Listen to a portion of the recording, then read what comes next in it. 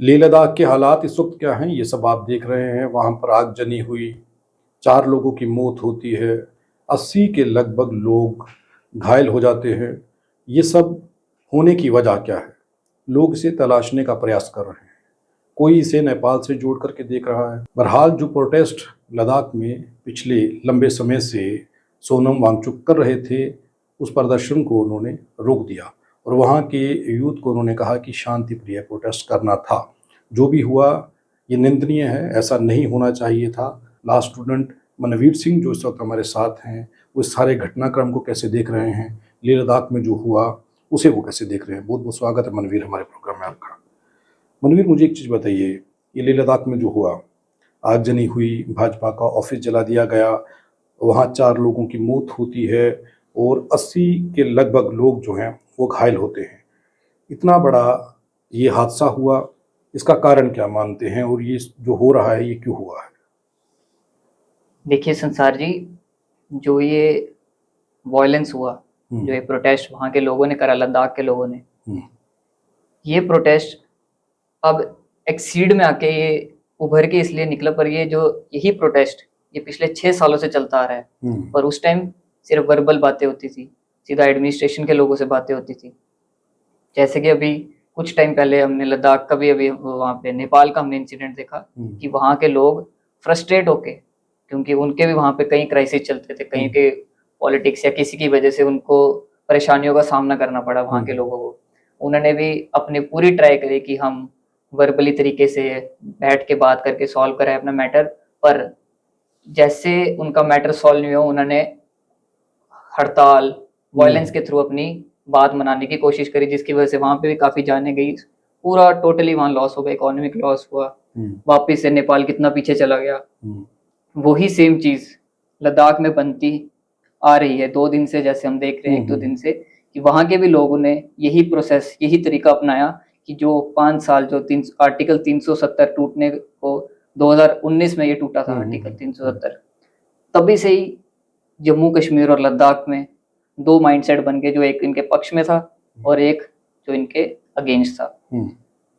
ये सब चीजें लद्दाख में 2019 से, जो इस टाइम वहाँ के सोशल एक्टिविस्ट जो हैं, सोनम वांगचुक जी, वो एक पीसफुल तरीके से अपना पॉइंट ऑफ व्यू रखते थे कि हमें इन चीज़ों को बैठ के सॉल्व करना चाहिए। अगर यहाँ के लोग खुश नहीं हैं तो हमें एडमिनिस्ट्रेशन से बात करके अपनी बातें पूरी करवानी चाहिए। बट नेपाल के इंसिडेंट के बाद ये देखने को मिला कि वहाँ के लोग, वहाँ के यूथ, उनको लगा कि अगर हम भी ऐसी कोई स्टेप उठाएंगे तो शायद हमारी आवाज़ जो है, वो जो सरकार इस टाइम दिल्ली से दोनों यूटीओ को, जम्मू कश्मीर और लद्दाख को चला रही है, शायद उन वहाँ तक हमारी बात पहुँचे और जो हम चाहते हैं, जो हमारी डिमांड है, वो पूरी हो।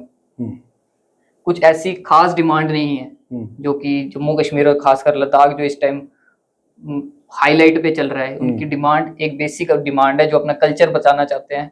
जो वहाँ के यंग, जो हमारे बड़े भाई वहाँ पे रह रहे हैं, वो अपनी नौकरियों की तलाश में, और जो वहाँ के डेवलपमेंट की बात आती है, तो ये छोटे छोटे इश्यूज हैं जो कई सालों से वो अपने मजबूरी में बात कर रहे हैं कि हमें इसका सोल्यूशन मिले, इसका सोल्यूशन मिले।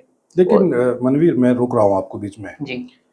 ये अगर वहाँ की अपने वो कल्चर को या वहाँ की पहाड़ियों को, वहाँ की वादी को वो बचाना चाहते हैं, वो नहीं चाहते कि बाहर के लोग वहाँ पर आएँ, बाहर के बिजनेसमैन वहाँ पर आएँ, तो इससे परेशानी क्या है? अगर ये डिमांड उनकी मान ली जाए, कल ही वहाँ के एलजी कविंद्र गुप्ता ने ये कहा है कि ये सब कांग्रेस की जिम्मेदारी है, उन्होंने ऐसा करवाया। देखिए, इसमें मेरे हिसाब से कोई भी पार्टी का रोल नहीं माना जाएगा, क्योंकि अगर वहाँ के जो लोग हैं, अगर वही खुश नहीं है किसी फैसले से, तो बाकियों को खुश करने का क्या फायदा।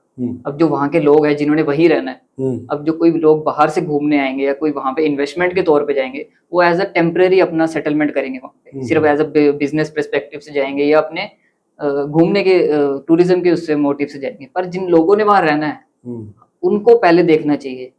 अगर हम कुछ टाइम के लिए, जो लोग वहाँ पे कुछ टाइम के लिए आना चाहते हैं, हम उनको खुश करने के चक्कर में, जो वहाँ के लोग रहना चाहते हैं, जिनका घर है वहाँ पे, जिनके बचपन वहाँ से हुआ, हम उनको खुश नहीं कर पा रहे, तो इस सब चीजों का क्या यूज है। तो आप ये मानते हैं कि पहले उन लोगों को प्रायोरिटी पर रखना चाहिए जो वहाँ पर रह रहे हैं? बिल्कुल, जो वहाँ रह रहे हैं उनको फर्स्ट प्रेफरेंस देखनी चाहिए। अगर आपको लगता है या सरकार को लगता है कि जो वो डिमांड कर रहे हैं वो इतनी समझदारी से नहीं है कि उनका ये ऑल ओवर इंडिया में अच्छा इम्पैक्ट ना पड़े, तो एटलीस्ट जो इतने सालों से 6 सालों से जो चलता आ रहा है प्रोटेस्ट, कुछ तो कंक्लूजन पे निकलता। एक कल्चर जो वहाँ का बुद्धिज्म जो वहाँ पे मेन कल्चर चलता आ रहा है, एक वो उनको प्रोटेक्शन चाहते हैं, एक तो ऑल ओवर यहाँ पे नॉर्थ की साइड जो अपना जम्मू कश्मीर और लद्दाख है, ये ऑल ओवर इंडिया में पता है कि यहाँ पे प्राइवेटाइजेशन जो है, जो बाहर की कंपनीज जो है वो यहाँ पे इतनी नहीं है as compare to Delhi Bombay वगैरह, यहाँ पे नहीं है। नो, आई डोंट थिंक कि ऐसे सिचुएशन में आएंगी, क्योंकि हमें पता है कि यहाँ पे जो कश्मीर का, जैसे हमें पता है कि हर कुछ टाइम में हमको कोई ना कोई टेरर अटैक मिलने को मिलता है, ये कुछ डर की वजह से यहाँ पे लोग आना प्रेफर ही नहीं कर रहे। और इसकी वजह से जो अपनी गवर्नमेंट जॉब्स वगैरह हैं, यूटी बनने के बाद वो भी जो वहाँ के लोकल है उनको मिलना बंद हो गई है। लद्दाख में भी सेम सिचुएशन है, ना प्राइवेटाइजेशन, ना बाहर की कोई कंपनी आ रही, तो वहाँ के यूथ भी क्या करेंगे, ना वो अपना कल्चर बचाने की कोशिश कर पा रहे हैं, ना वो कोई जॉब, ना वो कोई इनका सोर्स ऑफ इनकम है। तो एट द एंड हम ये आफ्टर ऑल हम यही देखते हैं कि कैसे प्रोटेस्ट हो रहा है। केंद्र ने सोनम वांगचुक पर भी निशाना साधा है कि उनका जो प्रदर्शन चल रहा था, ये भी एक कारण है, उनकी वजह से ये आगजनी हुई है, उनकी वजह से ये सारा माहौल खराब हुआ है। देखिए, जैसे आपने बताया कि सोनम वांगचुक जी को इसमें गलती माना, उनकी गलती मानी जा रही है। अगर ऐसा उनका कोई इन्वॉल्वमेंट होता तो ये क्या लगता है? अगर ये सब कुछ होता तो ऐसा स्टेप 6 साल पहले ही हो सकता था, क्योंकि वांगचुक जी ही थे जिन्होंने ये स्टेप को इनिशिएट किया था। अगर उनके दिमाग में लड़ाई झगड़ा या कुछ वायलेंस का होता तो ये 6 साल पहले हमको देखने को मिल सकता था। बट ये जो इंसिडेंट हुआ, ये हम या कोइंसिडेंस बोले या क्या बोले, पर ये नेपाल के इंसिडेंट्स के बाद हुआ, जिसकी वजह से वहां के वांगचुक जी को उनका जो अभी स्टेटमेंट आया उसमें साफ पता लग रहा है कि वो इस सब चीजों के खिलाफ है, वायलेंस के खिलाफ है। वो अभी भी चाहते हैं कि बैठ के ही बात की जाए, बिल्कुल सारे एडमिनिस्ट्रेशन स्टाफ बैठ के हम डिस्कस करके अपना सॉल्यूशन निकालें। बट ये कहना कि उनकी वजह से ये सब हुआ है, ये टोटली रॉन्ग। लेकिन वहाँ के एलजी ये कह रहे हैं कि इसके पीछे जो तत्व हैं, कांग्रेस पर निशाना साधा है उन्होंने, उसे कैसे देख रहे हैं? देखिए, इस टाइम जो रूलिंग पार्टी है वहाँ पे, जो कि इस टाइम बीजेपी जो वहाँ पे इस टाइम चल रही है, अब अपनी पार्टी का नाम बचाने के लिए, ऑब्वियसली बात है, कोई अपनी इज्जत बचाने के लिए दूसरे पे नाम लगाएगा, बाकी वो सही हो गलत तो वो तो बात की बात है। उस टाइम टालने के लिए या डिस्ट्रैक्ट करने के लिए लोगों को हम दूसरों पे नाम लगाते हैं। ये खाली पार्टीज की बात नहीं है, लोगों की भी बात है। कहीं पे उनका नाम खराब हो रहा हो, वो दूसरे का नाम आगे करेंगे कि इसकी वजह से हुआ। नहीं, वो तो कह रहे हैं कि कानूनी कार्रवाई भी होगी, उन लोगों पर वेरीफाई कर लिए गए हैं, वो लोग आइडेंटिफाई कर लिए गए हैं, लोग वो जिन्होंने ये सारा माहौल को खराब किया। देखिए, ये जब जो स्टेटमेंट होती है, जो जैसे एलजी साहब की स्टेटमेंट आएगी, जो बड़े बड़े एडमिनिस्ट्रेटिव लोगों की, जब मिनिस्टर्स की स्टेटमेंट आती है, ये ऑल ओवर इंडिया में जाती है। तो ऑल ओवर इंडिया में तो सबको लगेगा कि हाँ कांग्रेस की गलती है, या जो अंधभक्त होंगे उनको लगेगा कांग्रेस की गलती है, या जैसे भी है। पर जो वहाँ के लोकल लोग हैं, जैसे मैं हूँ, लद्दाख के लोग हैं, हमारे बड़े भाई हैं, उन सबको पता है कि जो इस टाइम सरकार, रूलिंग सरकार है, अगर वो कुछ नहीं कर पा रही तो जो ऑपोजिशन में है उनका क्या रोल है? जो पावर में है वही कुछ स्टेप नहीं ले पा रही, ऑपोजिशन को ब्लेम करके क्या होगा? उनका तो, अगर उनको लगता है कि कांग्रेस की गलती है, उनका काम है, they are opposition party, they will try to manipulate कि वहां पे लोग बदल जाएं, अपना पक्ष छोड़ दें या दूसरे के साथ जुड़ जाएं। ये तो जेन्युइन सी बात है, हर जगह बंदे ट्राई करते हैं कि हमारे साथ लोग जुड़े। पर इसका ये मतलब थोड़ी ना कि जो रूलिंग पार्टी है वो अपना काम छोड़ के ब्लेमिंग पे आ जाएगी कि हमारी वजह से नहीं, उनकी वजह से हुआ। This is totally nonsense. अब आपको क्या लगता है कि एट द एंड इसका एंड क्या होगा? कैसे ये धरना प्रदर्शन खत्म हो पाएगा? क्या जो डिमांड्स उन लोगों की हैं वो मान ली जाएंगी या नहीं मानी जाएंगी? देखिए, जो वहाँ पे हुआ बहुत बुरा हुआ, लोगों की जान गई, लोग इंजर्ड हुए।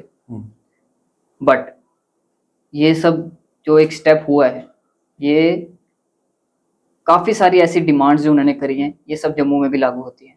जैसे कि 6th शेड्यूल को छोड़ के, जो लद्दाख में अपना कल्चर बचाने के लिए छोड़ के, वहाँ पे जो दो डिमांड्स हैं वो है जॉब अपॉर्चुनिटीज एंड डेवलपमेंट, और एक अलग से स्टेटस। और वहाँ पे लद्दाख में लेजिस्लेचर भी नहीं, उनका अलग से कानून बनाने का कोई तरीका नहीं है।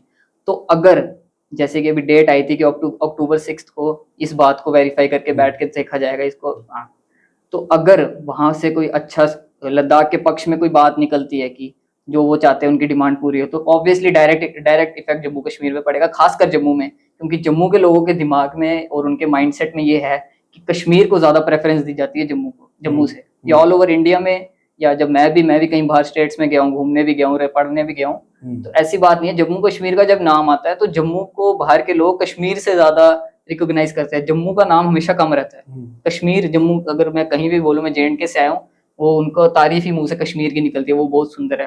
तो इससे पता लग जाता है कि बाहर के लोगों में भी कश्मीर का ही नाम आता है। और सेम चीज जो यहाँ की यूटी चलाने के लिए सरकार कर रही है, वो कश्मीर पे प्रेफर कर रही है। तो उसी तरह अगर लद्दाख के लोगों का पक्ष, उनके फेवर में कोई पक्ष आता है, उनके उनमें बात जो है उनके फेवर में आती है, तो वो जम्मू पे भी इफेक्ट करेगा, क्योंकि जम्मू पे भी लोग यही सेम चीज उनके साथ भी हो रही है। जैसे उनका भी कल्चर है, डोगरा कल्चर यहाँ पे सबसे ज्यादा है, फिर वो भी अपनी आवाज उठाएंगे कि अगर हड़ताल करने से, लड़ाई झगड़े करने से, ऑफिस जलाने से हमारी मांगे पूरी हो सकती हैं, तो इससे जम्मू का हाल भी खराब हो सकता है। लेकिन मुझे एक चीज बताइए जी, जम्मू के लोग जो हैं, इन लोगों ने भाजपा को फुल समर्थन दिया है, जितने विधायक जिताए भाजपा के जिताए, कश्मीर में नेशनल कॉन्फ्रेंस को जो है बहुमत मिली।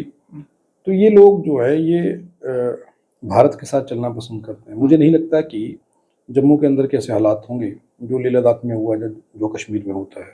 आपको ऐसा क्यों लग रहा है कि ऐसा होगा? देखिए, आई एग्री कि जम्मू के लोगों ने भाजपा सरकार को, लोगों के लोगों को अपॉइंट करा, अपने इलेक्टोरल्स उनको उनके हाथ में थमाए कि हमारी रिस्पॉन्सिबिलिटी ये देखेंगे। बट ऐसी बात नहीं है कि अगर कोई फैसला ले तो वो सही हो। अगर वो बंदे अपना काम नहीं करेंगे, या वो बीजेपी की या कांग्रेस, कोई भी सरकार हो, अगर जो इस टाइम उन्होंने इलेक्ट बीजेपी के करे, अगर वो अपना काम नहीं करेंगे, तो इससे अब लोग, अगर बंदे लोग किसी को इलेक्ट करके कुछ बना सकते हैं, तो ऑब्वियसली नेक्स्ट टाइम गिरा भी सकते हैं। ये डायरेक्ट इम्पैक्ट पड़ सकता है। अगर स्ट्राइक करके या कुछ करके PM तक, जैसे नेपाल में हमने देखा, PM तक भागने पे मजबूर हो गया, तो अगर ऐसा लड़ाई झगड़े वाला हाल आएगा, तो ये जम्मू के छोटे मोटे लीडर्स तो कुछ भी नहीं कर पाएंगे। अगर लोगों ने उनको इलेक्ट करा है, वो सोच समझ के इलेक्ट करा है, भरोसे से इलेक्ट करा है, तो अगर लोगों की सरकार है, डेमोक्रेसी, जम्मू जो लोगों को अधिकार देती है अपने लोग चुनने की, तो वो हटा भी सकती है। तो इससे ये देखना कि उन्होंने खुद चूज करा तो उन्होंने सही करा, ऐसी बात नहीं है। इंसान भी एक गलतियों का मूर्त है। अगर उनको अपनी गलतियों का एहसास हो कि हमने गलत बंदे को चूज करा, नेक्स्ट टाइम उनको रिजल्ट मिल जाएगा, बंदा चेंज हो जाएगा। धन्यवाद मनवीर हमारे साथ बात करने के लिए। तो लास्ट स्टूडेंट मनवीर इस वक्त हमारे साथ थे, लद्दाख में जो हुआ है उस पर चर्चा कर रहे थे। उनके पॉइंट ऑफ व्यू से लद्दाख में जो हो रहा है उसके पीछे की वजह क्या है वो उन्होंने हमारे साथ डिस्कस किया, और जम्मू के अंदर इसका क्या प्रभाव पड़ेगा, जम्मू में क्या इम्पेक्ट पड़ेगा, इस पर भी चर्चा हुई।